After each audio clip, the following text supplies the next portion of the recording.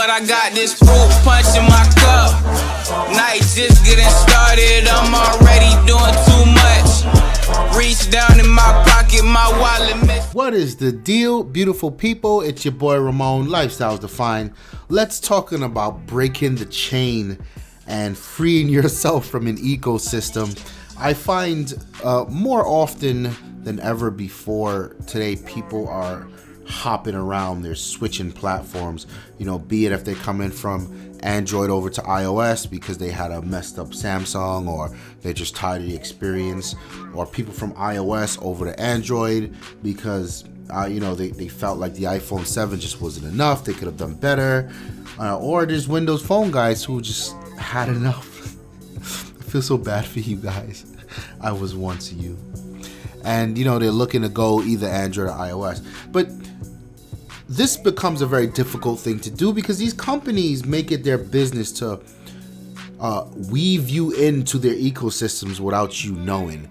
And a good example of something like that would be iMessage, right? iMessage is one of those things where it's not a text message, it's actually going through Apple's server and being delivered to another, the message being delivered to another phone over the internet. So it's not a text message. You may think it's a text message, but it's not. And there's this psychology behind it where some people are perceived as not being cool because they don't have iMessage. And I've heard women say that, they don't return people's text messages when they see they're a green bubble or whatever the hell color it picks up. And I always thought that was interesting. So the point of this video is to sort of give you some tips to really stay platform agnostic, to where you don't fall into these traps. And when you feel like you want to get up and try another platform, you can. It makes it as easy as possible. So first I want to start with something that could be, and disclaimer, I'm a Microsoft whore, and a lot of our channel subscribers are Microsoft whores, so be prepared for this, but I will keep it fair and it will be just. So let's talk about picture backups. Backing up your pictures is a very important part of our phones today, backing up your information, period. And the cloud has in today's world become so important. So much so that not only do pictures get saved to the cloud now, text message history, phone settings, encrypted data from your bank, your thumbnails and all that stuff is there, and it's there for good reason. Because if you would lose the hardware, it really doesn't matter. The point is, you can call the insurance company, open a claim, you still have your data. That's the important part. So when we talking about photo backups, what I would recommend is OneDrive. OneDrive has been shaping up over the years. Used to be called SkyDrive. They got into some settlement with somebody, some lawsuit. Now it's OneDrive. OneDrive to me is the best cloud solution still. And yes, there are two other alternatives that deserve mention here. One, of course, is Dropbox, and they've been around for a long time. And then there's Google Drives themselves. Now, what makes OneDrive, Dropbox, and Google Drive important to this equation, and I'm gonna remove Google Drive actually, is because these applications, OneDrive and Dropbox, are available on all three platforms, Android, iOS, and Windows Phone. So no matter where you're going or where you're coming from, you can expect that experience to work. I prefer OneDrive. I really like the way it works with the automatic picture backup. You can tell it to automatically back up specific folders on your device. It works. The app experience is the same across all the platforms. In Windows Phone, it's either integrated. In iOS and Android, you can set it up in a way where it's seamless and it's almost integrated. So that's cool. Now you come over to your music. Here's a big one for most people. A lot of people are hesitant to leave because they've got that Apple, iTunes got that chokehold on them. I would, and this is controversial in its own right? A lot of people don't like streaming services, but I would adopt Spotify.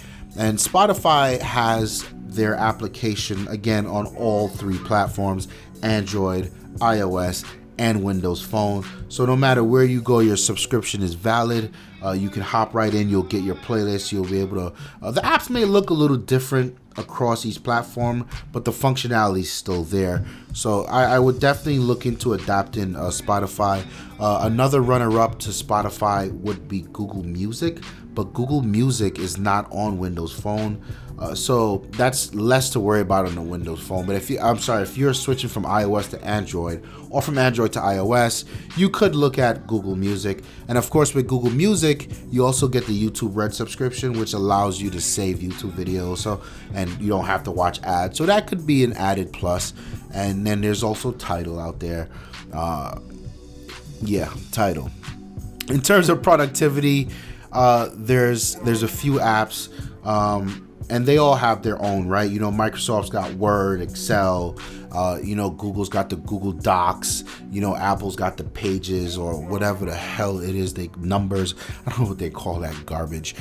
But I would again recommend, of course, the Microsoft Suite because it's still the best. It's still free. It's still the most readily available, the most recognizable, the most robust, and the strongest productivity suite. In terms of note taking, there are two really big ones here. There's OneNote, which is, surprise, surprise, what I recommend, and there's Evernote.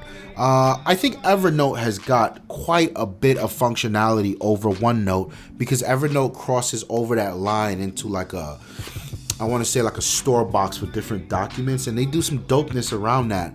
But my personal preference here would be OneNote, and again, OneNote's available on Windows Phone, Android, iOS, as is Evernote. So pick one, look at them both, see which one you like, get into that. That way, if you're using Apple's Notes, for instance, and you want to go over to iOS, you don't have to worry about losing things because it's not synced to any particular account, maybe a mobile me account, which I like to call mobile joke. Then, on the Google side, they've got the Keep. But these are all Notes and Keep. These are good note-taking apps, but again, they don't scale across platforms. So OneNote or Evernote there. In terms of your tasks, I want to recommend Wunderlist. Wunderlist was a piece of software. It was the best task manager on the market for years, and they were purchased by Microsoft, I think about a year and a half ago. And they really haven't changed it much, and it's still really, really powerful, really robust. Wunderlist is, it's hands down the best task manager I've ever used, and I'm sure there could be others out there that get into very specific things that more people would want to enjoy. But on the surface level, Wunderlist is available on Android, iOS, Windows Phone. So this makes your transition either where you go very easy. And lastly, I would want to tackle the messaging apps. Apps like WhatsApp, Facebook Messenger, Snapchat even. Snapchat is neither here nor there because Snapchat does not work on Windows Phone. And the Android version of Snapchat is terrible. So I would stay away from that as a main messaging platform. Plus, in my older years, I need a chat history to remember what the hell somebody said during an argument. So I want to keep Snapchat. I don't want to keep Snapchat as my main thing. But WhatsApp or Facebook Messenger, I think or just good old fashioned text messaging. But I think WhatsApp and Facebook Messenger are my two premier picks that you should be using for your day-to-day texting, communications, and even video calling. They all support that now. Or you can even use something like Skype, and those WhatsApp, Messenger, and Skype are available across all platforms. So I hope you guys enjoyed the short curated list. And of course, when you're switching from platform to platform, they are still these little minuscule apps that you as a person use that you may not find on the other platform, and that becomes a pain. But at least your day-to-day things, like your day-to-day smartphone things, your oh man, here's a throwback. They used to be called PIM, personal information management. That stuff is covered, right? You've got your email programs, which I think work. I didn't even mention email programs, but you've got like your productivity apps, you've got your music covered, you've got your backups, you've got your messaging. I think from there you should be okay no matter where you go.